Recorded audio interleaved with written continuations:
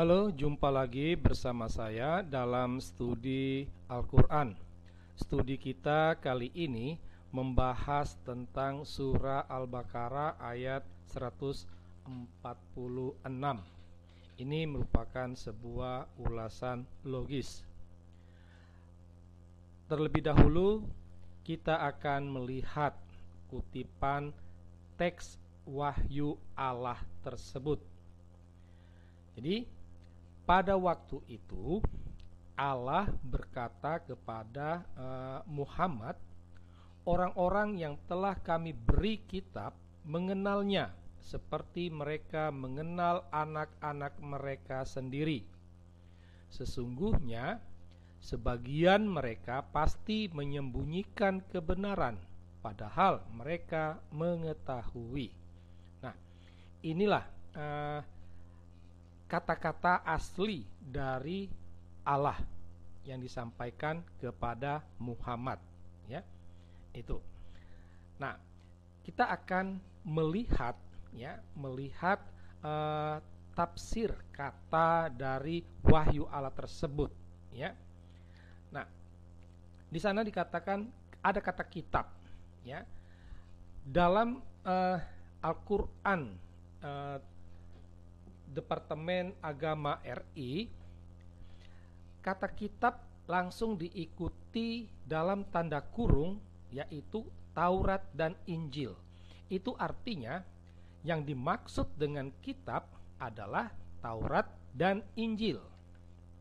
Nah, sedangkan kata ganti mereka ini merujuk kepada orang yang diberi kitab Taurat dan Injil. Nah, berhubung kitab Taurat itu identik dengan orang Yahudi dan Injil identik dengan orang Kristen, maka kata ganti mereka itu merujuk kepada orang Yahudi dan orang Kristen. Ada kata gantinya yang mengikuti kata mengenal. Nah, mengenalnya. Nah, nya di sini itu juga dalam kitab-kitab Al-Quran diterjemahkan dalam tanda kurung dengan kata Muhammad. Nah, gitu. Sedangkan kata kebenaran itu dimaknai sebagai ramalan kedatangan Nabi Muhammad dalam Taurat dan Injil. Nah, itu suatu kebenaran. Nah, lantas dari sini kita akan bisa melihat tafsir wahyu Allah tersebut kurang lebih sebagai berikut. Orang Yahudi dan Kristen tahu kalau nama Muhammad tertulis dalam kitab suci mereka, tetapi mereka menyembunyikannya. Nah, itu tafsir sederhananya. Di sini tampak jelas ada konflik antara Islam di satu sisi dan Yahudi dan Kristen di sisi lain, ya. Bagi umat Islam, kedatangan Muhammad itu sudah diramalkan dalam Taurat dan Injil. Nah, ini klaim dari umat Islam. Karena apa? Dasarnya apa? Dasarnya wahyu Allah. Nah, Allah itu kan maha benar. Oleh karena itu apa yang dikatakannya juga adalah benar. Tak mungkin Allah berbohong. Nah, Allah mengatakan kebenaran bahwa Muhammad kedatangannya sudah diramalkan dalam Taurat dan Injil.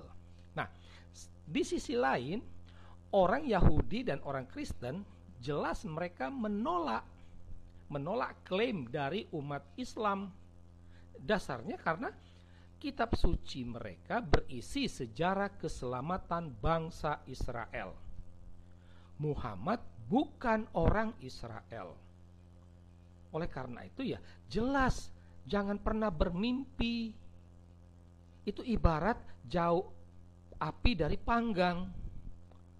Karena Muhammad sama sekali tidak ada darah keturunan Yahudi.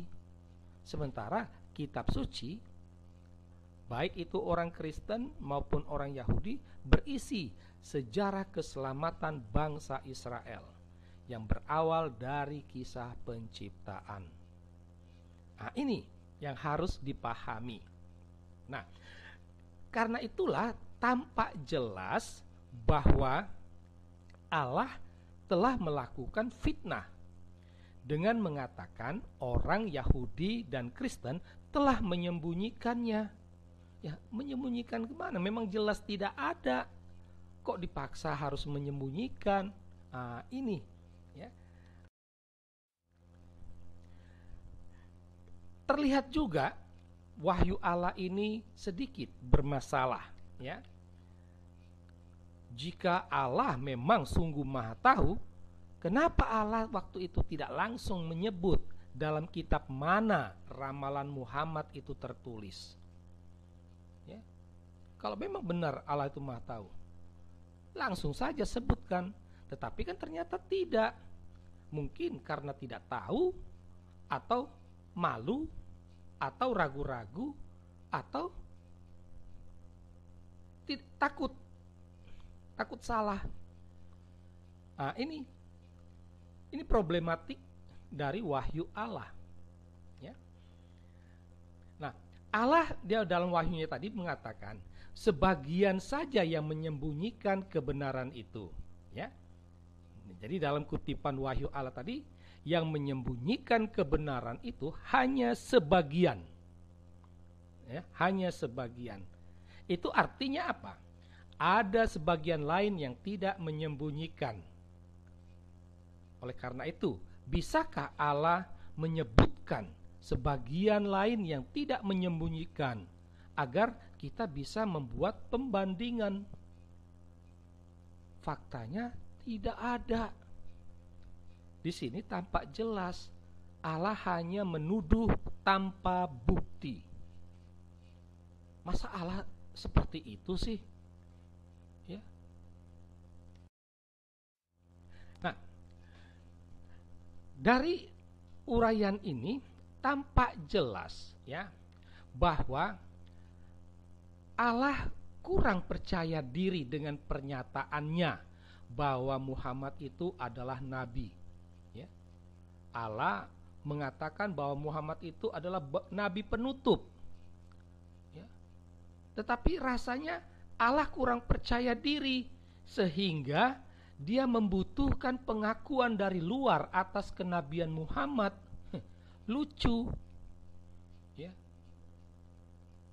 Ya, kalau memang benar Muhammad itu adalah seorang nabi, ya udah, kalau kamu sudah mengatakan dia nabi, ya udah selesai. Ngapain lagi harus cari dukungan, ya, dari orang umat agama lain? Nampak ada kesan Allah itu kurang percaya diri, ya. Allah butuh pengakuan dari luar atas kenabian Muhammad. Ini juga menjadi karakter umat Islam, ya. Nah, ini akhirnya tampak dalam misalnya Al-Quran itu adalah kitab suci Islam dengan rasa Yahudi Kristen, ya. Kalau ditanya di mana kekhasan Islamnya, paling ajaran tentang terorisme. Sedangkan lainnya cita rasa Yahudi Kristen, Daud lah, Maryam lah, Isa lah. Dan menjadi masalahnya, cita rasa itu palsu, tidak sesuai dengan tradisi Yahudi dan Kristen. Nah, dia mau meniru tradisi Yahudi Kristen, tetapi yang ditiru itu salah. Tetapi sudah salah, malah menyalahkan orang lain. Ya, bahwa dia yang salah, Allah yang salah, tetapi dia menyalahkan orang lainnya yang salah. Nah, ini yang aneh, ya. Karena tidak ditemukan pengakuan dari luar atas kenabian Muhammad, maka Allah hanya bisa melakukan fitnah. Kesan lain itu tampak dari sikap Allah atau sikap umat Islam yang pro terhadap Injil Barnabas. Kenapa? Karena dalam Injil Barnabas di situ ada warta tentang kenabian Muhammad gitu. Maka umat Islam begitu senang dengan Injil Barnabas tanpa menyadari bahwa sebenarnya Injil ini bertentangan langsung dengan Al-Quran. Ini tampak bahwa umat Islam membutuhkan pengakuan dari luar atas kenabian Muhammad. Mereka merasa tidak cukup dengan pernyataan Allah bahwa Muhammad itu adalah nabi. Nah, dari rangkaian penjelasan di atas, kita sampai pada kesimpulan, ya. Tampak jelas bahwa Allah Subhanahu wa Ta'ala sibuk cari pengakuan dari agama lain atas kenabian Muhammad. Ya. Dia sibuk. Dia sepertinya kurang percaya diri, ya, atas pernyataannya sendiri bahwa memang Muhammad itu adalah nabi. Dia masih mencari pengakuan dari agama lain. Dan ketika pengakuan itu tidak didapat, maka Allah mulai menfitnah. Dan kebetulan sasaran yang sering nampak dalam Al-Quran itu adalah orang Yahudi dan orang Kristen, ya. Sangat memprihatinkan Allah yang seperti ini, ya. Allah SWT hanya bisa menuduh tanpa memberi bukti, ya. Dia sudah salah, tetapi meletakkan kesalahan itu kepada orang lain, ya.